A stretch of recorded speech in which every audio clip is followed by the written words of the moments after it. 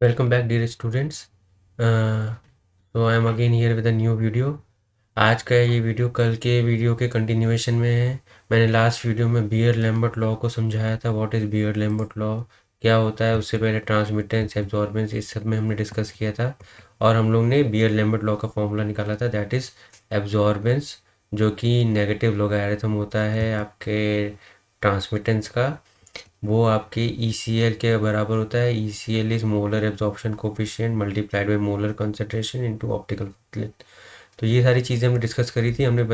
ये बताया था कि बियर लैम्बर्ट लॉ की वजह से आपका डायरेक्ट कोरिलेशन बनता है कॉन्सेंट्रेशन ऑफ अ सैंपल का एब्जॉर्बेंस से। जितनी ज़्यादा कॉन्सेंट्रेशन होगी उतनी ज़्यादा एब्जॉर्बेंस होगी किसी भी सैंपल की इन UV स्पेक्ट्रोस्कोपी एनालिसिस में। तो ये हमने पढ़ लिया था। आज के इस वीडियो में हम लोग इससे वीडियो के आगे का पार्ट शुरू कर रहे हैं।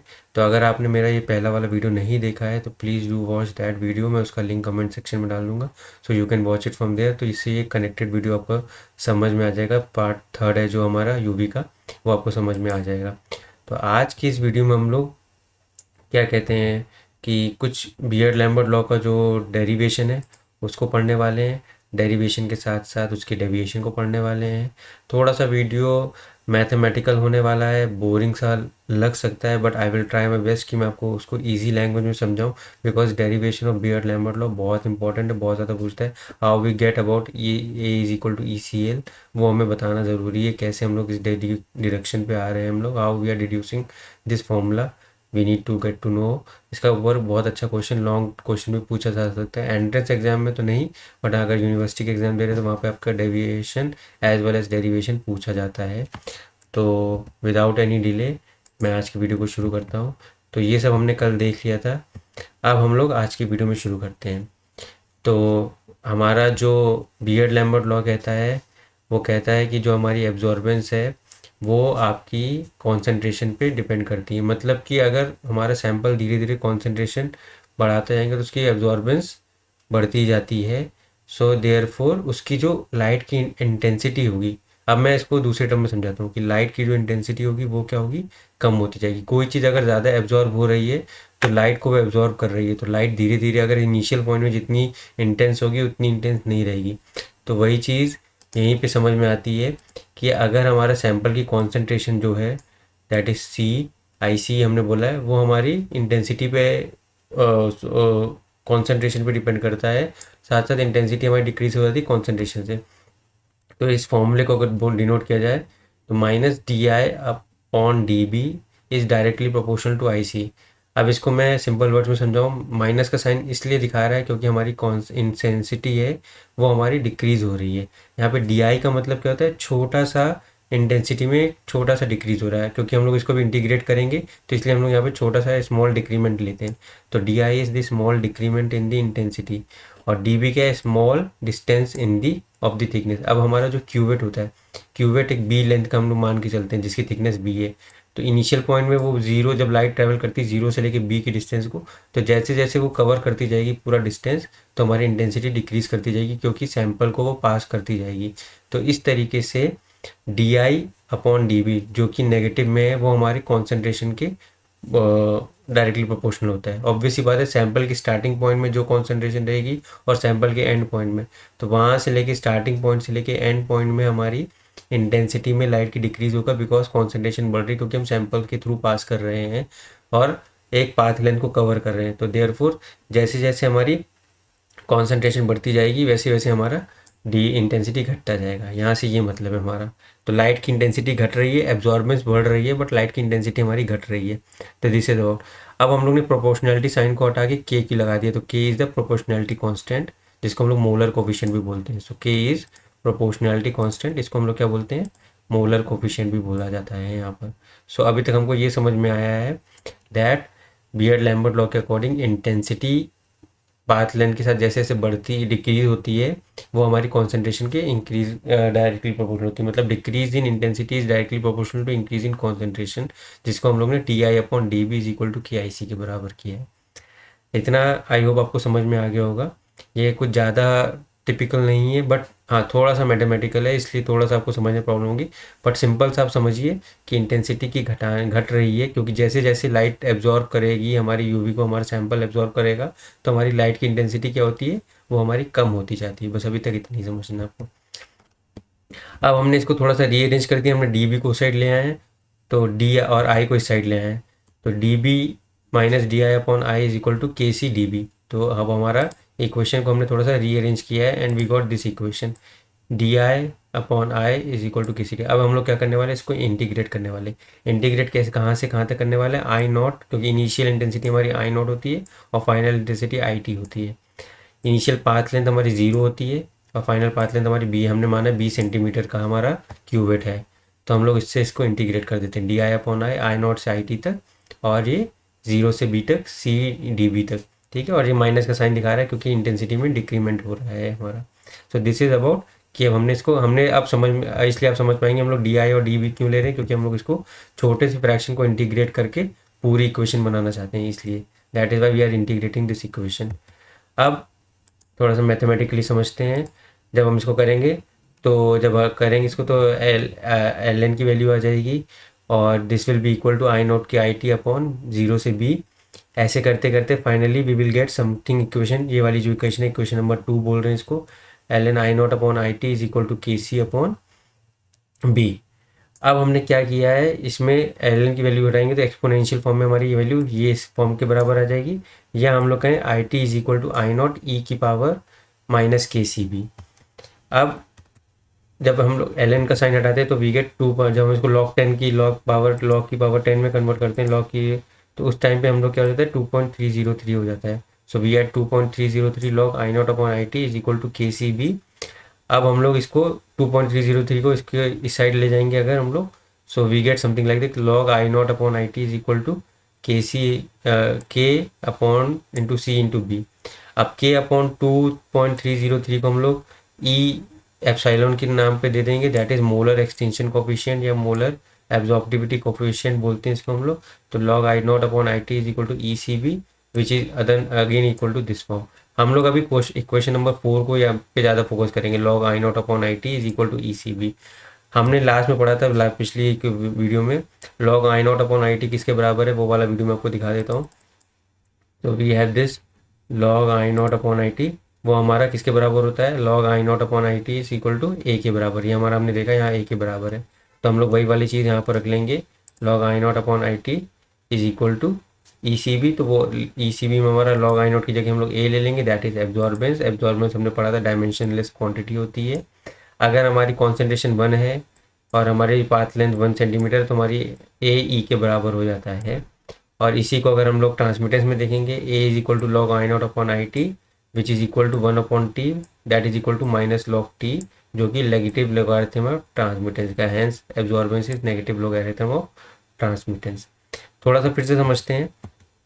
ये हमारी इक्वेशन आ गई थी जिसको हमने रीअरेंज किया था, हमने इनिशियल पॉइंट पे शुरू किया था, इंटेंसिटी की डिक्रीमेंट हो रहा है with increasing concentration as we move along the cuvette, हम लोग पास करते हैं पाथ लेंथ को, तो वो होता। तो हमने स्मॉल पार्ट को लिया, उसको हम लोगों ने क्या किया, इंटीग्रेट किया। तो स्मॉल पार्ट में जो चेंज है D I upon I, intensity में जो चेंज हो रहा है वो डी बी के प्रोपोर्शनैलिटी में बढ़ रहा है, और 0 से अगर बी पाथ लेंथ की तरफ हम लोग बढ़ रहे हैं। फिर हम लोग इसको इंटीग्रेट करेंगे, वो इंटीग्रेट करके जब लॉग की वैल्यूज़ में लाएंगे, so we get equation like this L N I. हम इक्वेशन नंबर 2 पे ज़्यादा फोकस करेंगे, तो अगर आप 3 को अवॉइड करना चाहते हैं, you can avoid equation number 3। हम लोग इक्वेशन नंबर 2 को मेंशन करेंगे, हम लोग इस इक्वेशन को मेंशन करेंगे। फिर इस इक्वेशन में एल एन की वैल्यू को हटाकर हम लोग 2.303 ले आएंगे, और we get some equation like this, हमें ये वाली इक्वेशन मिल जाएगी, हमारी ये वाली इक्वेशन आ जाएगी। तो इसके बाद हम लोग क्या करेंगे, ये वाली इक्वेशन मिलने के बाद फिर हम लोग इसको log I not upon I T की फॉर्म में लिख देंगे और इक्वेशन नंबर 4 पे फोकस करेंगे। तो मैं अगर थोड़ा सा भी आपको टफ पड़ रहा है, तो मैं आई वुड से कि हम लोग इक्वेशन नंबर 4 पे फोकस करेंगे, इक्वेशन नंबर 5 को छोड़ सकते हैं, एंड देन फाइनली उस क्वेश्चन नंबर 4 के बाद सीधे क्वेश्चन नंबर 6 पे आ जाएंगे। Log I not upon I T हमारा ई सी बी के बराबर है, log I not upon I T is equal to A, वो एब्जॉर्बेंस होता है और उसकी वैल्यू हमें पता है which is negative log of T. तो इस तरीके से हम लोग अपने डिराइव करते हैं अपने इसको क्या कहते हैं, बियर लैम्बर्ट लॉ को। तो बियर लैम्बर्ट लॉ के according intensity will decrease with the increasing concentration of sample, या एब्जॉर्बेंस बढ़ेगा आपका कॉन्सेंट्रेशन बढ़ने के साथ। इंटेंसिटी का मतलब है कि लाइट की एब्जॉर्बेंस ज़्यादा हो रही है तो रिफ्लेक्शन कम हो रहा है, एंड जो इंसिडेंट रे है वो ज़्यादा स्ट्रांग होगी, और जो ट्रांसमिटेड रे है वो अपनी डिक्रीज हो जाएगी, ट्रांसमिटेंस घटता जा रहा है। तो दिस इज़ अबाउट दिस, ये हो गया। अब इसके बाद कुछ इसकी लिमिटेशंस आती हैं। लिमिटेशंस में ये आता है कि हमारा जो बियर्ड लैम्बर्ट लॉ है सिर्फ और सिर्फ मोनोक्रोमेटिक, जो सिंगल क्रोम वाली लाइट होती है, सिंगल बीम वाली लाइट होती है, उनके लिए ही वैलिड है। हम मोनो से ज़्यादा बाइक्रोमेटिक या डाइक्रोमेटिक लाइट को हम लोग यहाँ पॉलीक्रोमेटिक लाइट्स को नहीं यूज़ कर सकते हैं। और लो कॉन्सेंट्रेशन में ही हम लोग यूज़ करते हैं। अगर हाई कॉन्सेंट्रेशन वाले सैंपल्स होंगे तो हमारी फेल कर जाती है ये। और हाई इंटेंसिटी हमने बताया यूवी और विजिबल वाली में ही हम लोग इनको, ये बियर्ड लैम्बर्ट लॉ वैलिड रहता है। अगर हम हाई रेंज में जाएंगे, हाई फ्रिक्वेंसी हाई वेवलेंथ में, तो वहाँ पे नहीं वर्क ऑन करता है। सिमिलर वे में इसके डेविएशंस भी यही कहते हैं। डेविएशंस पे क्वेश्चन पूछता है what are the deviations of Beer Lambert law, Beer Lambert law से डेविएट कैसे कर सकते हैं। कहने का मतलब है कि ये लॉ कब फुलफिल नहीं होगी, फॉलो नहीं होगी, जब हम लोग सिंगल वेवलेंथ की लाइट नहीं यूज़ करेंगे, तब वो डेविएशन हो सकता है। अगर सॉल्यूट सैंपल के अंदर पॉलीमराइज होने की क्षमता है, उसके अंदर वो अपने इनिशियल फेज में ना रहे तो पॉलीमराइज हो जाएगा, तो वहाँ पे हमारी बियर्ड लैम्बर्ट और डेविएट हो जाएगी। डेविएट होने का मतलब ये है कि हमारा जो एब्जॉर्बेंस है वो कॉन्सेंट्रेशन के डायरेक्टली प्रोपोर्शनल नहीं रहेगा, हमें कुछ अलग अलग पैटर्न मिलने लग जाएंगे, हमें एक यूनिफॉर्म पैटर्न मिलना बंद हो जाएगा, डायरेक्ट रिलेशनशिप नहीं मिलेगी। हो सकता है किसी भी टाइप की रिलेशनशिप मिल जाए हमें। सॉल्यूट्स के अंदर कोई भी प्रकार का रिएक्शन हो रहा है, association, dissociation, ionisation, during the process वो डेविएशन कॉज कर देगा। जब हम लोग रीडिंग रिकॉर्ड कर रहे हैं, रिकॉर्डिंग, तो उस टाइम पे अगर ये सब कुछ भी हो रहा है तो वो हमारा हैम्पर कर सकता है रिकॉर्डिंग को, और हमारा बियर्ड लैम्बर्ट लॉ फॉलो नहीं होगी और हमारा सैंपल डेविएट कर जाएगा, और हमें एब्जॉर्बेंस का डायरेक्ट रिलेशन वाला पैटर्न नहीं मिलेगा विद वेवलेंथ। ठीक है। प्रेजेंस ऑफ कोई और सब्सटेंस हो जो डिक्रीज सॉल्यूट के अंदर, वो डेविएशन कॉज कर सकता है। इम्प्योरिटीज़ कुछ हो सकती हैं, वो डेविएशन कॉज कर सकती हैं। तो these are some of the points which decrease the deviation, which causes the deviation, और हमारा जो रिकॉर्डिंग है, रिजल्ट है, उनको हैम्पर कर सकता है। तो these are the limitations and deviations of Beer Lambert law, जो कि हमें यूवी की एब्जॉर्बेंस की सैम्पलिंग या स्पेक्ट्रोस्कोपिकल एनालिसिस करने में हेल्प करता है। तो आई होप आपको समझ में आ गया होगा। थोड़ा सा ट्रिकी है ये वाला पोर्शन, हमारा जो लॉग वाला है, ये मैथमेटिकल वाला है, बट इसमें से आई वुड से कि अब मैं एक बार आपको जो वैसे वाले पॉइंट्स, कौन कौन सी चीज़ों को हम लोग को यहाँ पे नोटिस करना है, कौन कौन से पार्ट को हम लोग को याद करना है, जो हम लोग को इजी हो। तो पहली चीज़ है, आपको ये इक्वेशन दिखानी है, दैट इज़ कि minus D I upon D B is directly proportional to C. इसके बाद बस प्रोपोर्शनलिटी साइन हटाना है, तो हमें ये वाली इक्वेशन मिल जाएगी, बहुत ईजी है। इसके बाद नेक्स्ट स्टेप में जब हम जाते हैं, तो नेक्स्ट स्टेप में हमें क्या करना है, हम लोग थोड़ा सा रीअरेंज करेंगे और यहाँ पे इंटीग्रेट कर देंगे। ये चीज़ आपको दिखाने के बाद नेक्स्ट हम लोग जाएंगे, यहाँ पर आपको पहली वाली इक्वेशन दिखाकर, ये वाली चीज़ दिखाने के बाद सीधे आप सेकंड इक्वेशन पे जंप कर जाइएगा। सेकंड इक्वेशन के बाद थर्ड को आप स्किप कर दीजिएगा, और सीधे आप क्या कर दीजिएगा, इस वाली ये वाली इक्वेशन पे जंप कर जाइएगा, जो मैंने यहाँ पे दिखाई हुई है। तो ये वाली इक्वेशन जब दिखाएंगे आप, इस इक्वेशन के बाद हमने 2.303 को राइट हैंड साइड पे ले आए हैं बस, और इससे हमारी फोर्थ इक्वेशन बन गई है। फोर्थ इक्वेशन के बाद हमारा काम खत्म है। इसके बाद हम फिफ्थ को इग्नोर मार सकते हैं आप, and then we will jump to log I naught upon IT which is equal to A, और which is equal to ECB। बस इसको दिखा के आप अपने बियर्ड लैम्बर्ट लॉ को प्रूव कर दीजिएगा। 5 पॉइंट में 5 लाइन में आपका बियर्ड लैम्बर्ट लॉ तैयार हो जाएगा, डेरिवेशन इसका। आई विल रेकमेंड कि आप ये डेरिवेशन वाला पार्ट ज़रूर तैयार कर लीजिएगा, it will be helpful to you, आपको समझ में आएगा थोड़ा सा। तो आई होप ये वाला पॉइंट मैंने जो है वो क्लियर कर दिया होगा, और अगर कोई दिक्कत हो तो प्लीज़ डू कमेंट मी, मैं एक और वीडियो और इजी सा समझा सकता हूँ अगर आपको ये वाला वीडियो नहीं समझ में आ रहा है। But I don't think so इसमें ऐसी कोई प्रॉब्लम होनी चाहिए। थोड़ा सा मैथमेटिकल है, हम लोग फार्मास्यूटिकल स्टूडेंट्स होते हैं, तो मैथमेटिकल पार्ट थोड़ा सा वीक रहता है, but there is no rocket science behind this math. आपको बस सिंपल फॉर्मूले को पुट करना है और उसको इंटीग्रेट करना है, एंड देन उसको लॉग के फॉर्म में कन्वर्ट करना है, and then you will get the formula of A is equal to ECB के बराबर, एप्सिलॉन ECB की। So this is about the derivation, limitation and deviation of the Beer Lambert law. I hope आपको ये वाला point clear हो गया होगा ये वाली वीडियो में से। आपके नेक्स्ट वीडियो में मैं थोड़ा सा इंस्ट्रूमेंटेशन पे बताऊंगा, instrumentation of UV and followed by उसके application, and then we will be finishing up with our UV वाला जो टॉपिक है, वो टॉपिक कंप्लीट हो जाएगा हमारा। और इस प्रकार से BP701 का जो फर्स्ट पार्ट है, UV है स्पेक्ट्रोस्कोपी, UV विजिबल स्पेक्ट्रोस्कोपी, उसका हम लोग पार्ट कवर अप कर लेंगे पूरा, और 2-3 वीडियो में पूरा टॉपिक ईज़िली कवर हो जाएगा और आपके एग्ज़ाम्स के लिए आप ईज़िली तैयार कर सकते हो। तो अभी तक आपने मेरे चैनल को सब्सक्राइब नहीं किया तो please do subscribe my channel for more fascinating videos and interesting and informative videos like this that are helpful for you for your semester exams as well as your entrance exams. And now I will stop at this point.